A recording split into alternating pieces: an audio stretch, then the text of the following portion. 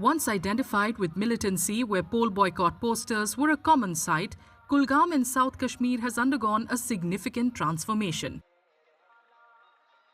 Ahead of voting on September 18th for the first phase of the Jammu and Kashmir Assembly polls, the constituency is abuzz with political activity.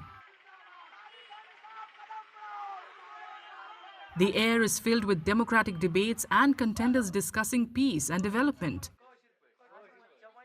Kulgam is set for an intriguing multi-cornered contest between Mohammad Amin Dar of the People's Democratic Party, Sayyar Ahmad Reshi, an independent backed by Jamaat-e-Islami, Mohammad Aqib Dar of the Jammu and Kashmir Apni Party, and Yusuf Tarigami, who is seeking a fifth term on a CPIM ticket. यहाँ अभी जो drug का सवाल है, वो drug की तरफ हमारा जवान जा रहा है। अनफॉर्चुनेट है, लेकिन न जॉब है, न काम करने के लिए है, और बार बार सिर्फ FIR है, तो फ्रस्ट्रेशन है, डिमोरलाइजेशन है। और मेरी नज़र में ये फ्रस्ट्रेशन, डिमोरलाइजेशन न कश्मीर के नौजवानों के लिए ठीक है, और नहीं ओवरऑल जो हमारा एम है कि यहाँ अमन कायम हो, वो अमन कायम नहीं होगा अगर नौजवानों में कॉन्फिडेंस पैदा न हो, अगर उनको अपनाया ना जाए। ये मेरा बड़ा कंसर्न रहेगा। For Sayyar Ahmad Reshi, unemployment among the youth is the key issue in this election.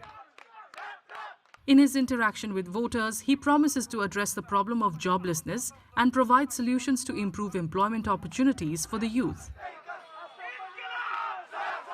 हमारे बस्तियों का यही हाल है, गाँवों का यही हाल है कि 2-2 कमरों में 8-8 क्लासेस पढ़ाए जाते हैं, लेकिन नारे तो बड़े लगते हैं। हमारी तालीम मुतासिर है। ये तमाम लोग पढ़े लिखे स्कॉलर्स हैं।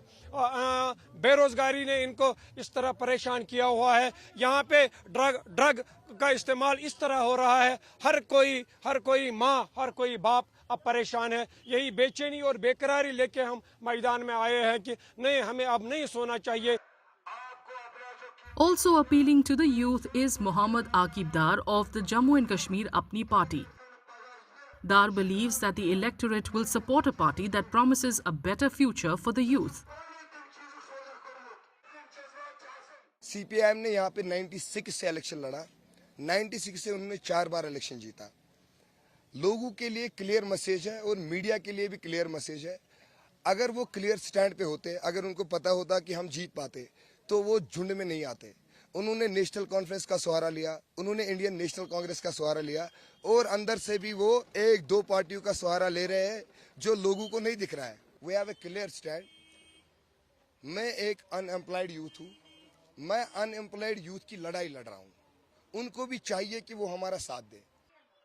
For the electorate of Kulgam, there is hope that the election will contribute to improving the economic conditions of the area, including the revival of their traditional Kangri industry, the traditional Kashmiri fire pot.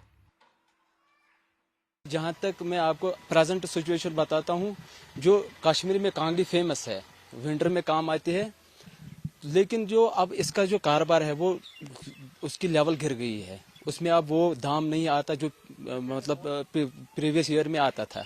अब वो दाम कांगड़ी में नहीं आता।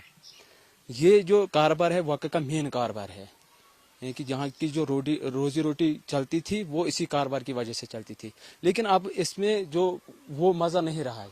ना हमको जमीन यहाँ कुछ भी नहीं, क्या करेंगे, कहाँ रहेंगे हम? पानी भी नहीं है, जमीन भी नहीं है, क्या करेंगे हम? बच्चे के लिए कोई रोजगार नहीं है, कुछ भी नहीं है। हाँ, कांगड़ी मेरा पति बनाता है, ना पैसा बनता, हम कुछ भी नहीं। क्या करें? हाँ, मैं रजौरी में रहती हूँ, मैंने तो शादी की है, तो इधर इनके पास ना जमीन है, ना मकान है, ना कुछ है, क्या करेंगे? मुझे छोटे छोटे बेटे हैं, क्या करेंगे? लड़की भी बेटा भी है मुझे। Kulgam is one of the 24 constituencies which goes to the polls in the first phase on September 18.